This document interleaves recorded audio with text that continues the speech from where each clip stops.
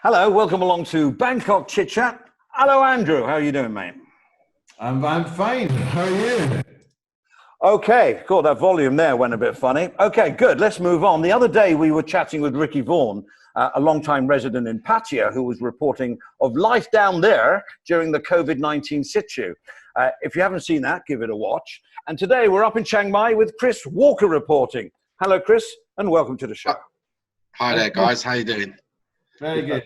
Okay, chomping at the bit there.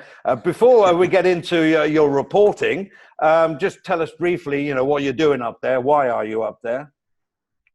Oh, so I've got a little business in Chiang Mai where I've got I'm a co-owner of a sober house. So we help people who are leaving rehab and want to stay in Thailand for a bit and get back on their feet and kind of learn to live their recovery in the community. So they come and stay with us and stay on our resort, which is alcohol and drug free, and they still get a little bit of counselling and support from the community, before they go home. So, yeah. Well, on another video, we will, sort of do a spotlight interview with you about what you do up there, and probably another one about addiction in general or whatever. So we're looking forward to that. But this point of this video is, what is life like at Chiang? What is your life like at the moment? How has the COVID affected you? Oh, well, me personally, I've just been doing what everyone's doing, really, just following Thai government rules and just staying at home, going out when necessary for food. Just trying to cope with my own anxiety, really. And also, I've been spending the last year and a half building my business as well. And that's, as anyone knows, building a business, that's been like 24/7. So it's kind of nice to have a bit of time off. But just trying to cope with the anxiety of what's going on and flicking between being all right with it and being anxious and just, taking the pressure off myself and not putting too much pressure on myself. And I've got a lovely wife as well, which has been great. So I'm not alone, which is good. Feel sorry for the people that are kind of stuck alone, in condos and stuff. Yeah. So what's actually happening in Chiang Mai regarding the COVID situation? I think they've done quite well. I remember when it first started and I kind of see Chiang Mai emptying, because Chiang Mai is normally really busy with tourists, like constantly through the year. And I remember it kind of starting, and I think Chiang Mai in general, being a laid back city, they kind of all started following the rules pretty well. And it just went absolutely dead. And I think they were following the curfews and stuff like that. And then lately we've kind of been seeing, the free food stations going on, which has been great and helping people. And there's been, from what I can see, quite a good sense of community in Chiang Mai, helping each other. Andrew came up with a good point the other day when we were speaking to you off camera about the hill tribes. How are they surviving under this situation? Yeah, so I saw another thing today on the news that was interesting. So I think where they pretty much locked down Chiang Mai pretty quickly. They had a lot of police kind of border things in Chiang Mai, and I think they also closed the national parks as well quite early. So I think the hill tribe people might have been quite isolated. So as far as COVID, I'm not sure how much it got into the hill tribe, but I can't imagine it getting in there at all, really. But because of the agriculture and the farming, I think they suffered there. They kind of had plenty of food and they could self-sustain themselves, but they couldn't sell anything. So are they suffering from a lack of food, or are they okay? No, they're okay for food. They just can't make any money selling it, and they were giving away a lot of vegetables and stuff a little while ago. And I even see this Farang on Facebook, and he was saying how he was struggling. He's got a business in Chiang Mai that's based on tourism, and obviously there's no business. And the hill tribes were kind of looking after him for food, which was quite interesting, and helping his family. A real community spirit, yeah? A real community spirit. Is that what real community spirit, yeah, that's what I've seen, yeah. And that was like the Karen tribe, and they were also begging the government to come and talk to them about the fires as well, because the fires were terrible this year. Yeah, can you tell us a bit about that? We all know at this time of the year, it's the slash and burn thing that goes on. So it's been bad this year, worse than normal. I would say worse than normal, and that's what I've seen in people, Franks that have been in Chiang Mai a long time. They're always saying it, but it's weird how it kind of timed with the lockdown, because lockdown kind of end of March through April. It's the real high season for burning, so you kind of didn't want to be out anyway. So it kind of timed quite nicely, but it was terrible, absolutely terrible. A lot of arsonists apparently going on this year. I don't understand what that's about, but I think the hill tribes were getting blamed for a lot of it, but actually there was a lot of arson going on as well. And for us personally, it was real close to home as well. We was having fires on Doisetep Mountain, and our resort backs onto it, and I could like sit out the back of my resort and see the fires, and they looked very close just watching the helicopters, and it's quite worrying actually, you know. But it was terrible pollution this year, horrible. Absolutely horrible. And is this to do with the rice farms, or is this what when you say slash and burn? What are they burning? It's difficult to know, but I did see a report a little while ago that was interesting. So I think that what happens is, so there's the farming season, and as the farming season dies off and it comes to the hot season, a lot of the males in the family, in the community, they go off to the cities to earn some extra money, and it just kind of leaves the wife and the children at home, and she can't go out and start digging up all the old sugarcane and stuff like that. So I think that out of all the reports I've ever seen, she just kind of set lights to it all, and also because we're quite hilly, I think that a lot of the it's hard to go out on them hills and actually start digging up old sugarcane and stuff like that. So I think they just kind of burn it off, and that's. I mean, yeah. I mean, I heard that they do it because it's the cheapest alternative to clearing the land, and they just haven't got that extra money to do it like other countries would do it, like plowing or I can't plow up a mountain, but I guess it's the easiest and cheapest way of doing what they have to do for the next crop. Yeah, and then not having the labour there to do it. If all the males are going out, then, you know, it's...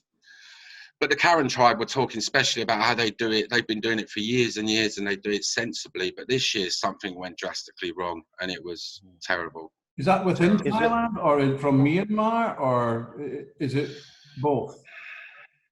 I mean, there's what I see generally in the world when things like this go on, there's a kind of blame culture goes on. And I've heard all these stories, and I don't know what to believe. They're saying, you know, that Myanmar and Laos are involved in it all, but it's definitely happening in northern Thailand as well, you know. Right. Well, back to COVID, is there any sort of date that things might, you know, the lockdown may ease? I mean, we're hearing a lot about the 1st of May. And then in another bit of information, we're hearing, oh, it's going to be much longer. I hear that the airlines are saying that things should be back. They want to operate back to normal by October 2021. I think it's more to do with the market, what the market is saying, not so much them. Absolutely. What they're doing is going to open up the local flights. That'll be first. But I think worldwide, obviously if it's international, maybe they're doing a stopover somewhere, you know, like Emirates and Dubai, and that's what they're saying, coming back to normal by October 2021. Yeah. Okay, so let's just condense this because it is about Chiang Mai. So as I see it, Chiang Mai is in lockdown in the sense of no one from outside of Chiang Mai can come in unless what? Well, I did hear reports. I heard reports that there was this new form that come out that you had to fill out, and then I was hearing reports that unless you've got a damn good reason to be, like you're married to a Thai national or Thai people have got an address in Chiang Mai, they can come back in. You know, it was getting very strict. Yeah, you still have the curfew, right? Chiang Mai or the visas from outside Thailand? No, that was just for anyone in Thailand traveling to Chiang Mai. So anyone who was, you know, outside of Chiang Mai, they had to have a damn good reason to be let back into Chiang Mai. Nothing to do with international, just within Thailand, you know. Because there's been, I think it was on the 22nd, they had a release thing about people with visas that if they would allow free extension, and also the 90-day reporting, they were extending that till I think it was July. Yeah, for three. So you need to do that. Yeah, I think the big thing is that. You know, it might be said, but I had another friend who contacted immigration, and in fact, I contacted immigration about the 90-day. My staff did. They got one answer, and I got another answer. And then when I looked at the immigration website, it gave the correct information. But when people called immigration, as I did, or my staff did, they said no, they have to come and do the 90-day report in Chiang Mai. So there's a mix of information. So what I'd be interested in is in Chiang Mai is a Chiang Mai immigration following what's on the immigration website. I mean, to be honest with you, I've ever since I've been in Chiang Mai, I've have nothing but praise for Chiang Mai immigration. They've been brilliant. And what happened is they announced that amnesty for foreigners in Thailand till the 30th of April, and people were still going to Chiang Mai immigration because they wasn't sure. There was conflicting information, and they had a Phalang guy who was a volunteer for immigration. He was standing outside immigration. He was saying, no, you don't have to do anything. Just go away, go away, go away. So anyone who was confused, the minute they went to immigration, there was a English guy outside, and he was just telling people, no 90-day reporting, no visa extensions. And what I've seen now is they've extended that till July. Yeah, that's what Andrew was saying. Yeah. All right, then. So we're going to leave it there. We're running out of time. Unless, Andrew, you've got any final points. No, I think do you have any information on COVID as such? You know, how many people have got it there? Has there been any deaths in the Chiang Mai? When I say Chiang Mai, I mean the north, yeah? Yeah, well, Chiang Mai, I think we're up at about 40. There was only something like 40 people. We're on 15 days now with no reports of any new cases. Couple of deaths. Chiang Mai, very low numbers as well. I think the north have done brilliant, to be honest with you. Very low numbers, but we are on day 15 now with no new cases. Okay, that's good news. Good way to end it. So thank you very much for joining us. We're definitely going to be seeing more of you in the future, Chris, because you've got some interesting stuff to talk about. And thanks for taking some time off on your very busy schedule today. I've got to go and watch some paint dry in a moment. And we'll speak soon. Have another coffee.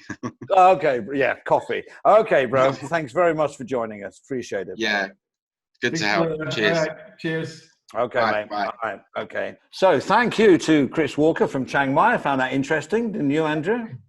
Very, very, very interesting, especially with the burning, etc. And also, COVID, we're getting it all the time. So fantastic. I thought it was quite ironic when he said that people would be inside at this time anyway, normally.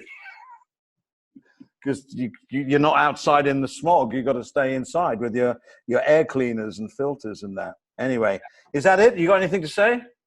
Just to say, please like, share, and subscribe to the channel, so you can get regular updates. But we're also going to have basically reports from Hua Hin, Chiang Mai. We're trying to get Phuket, obviously Bangkok and Pattaya, and also we'll have a couple of interviews with people coming up as well. So press that button and press the notification, subscribe. Okay, and like. Updates. All right, see you next time on Bangkok ChitChat. All Bye, right. Andrew. Cheers. Bye-bye.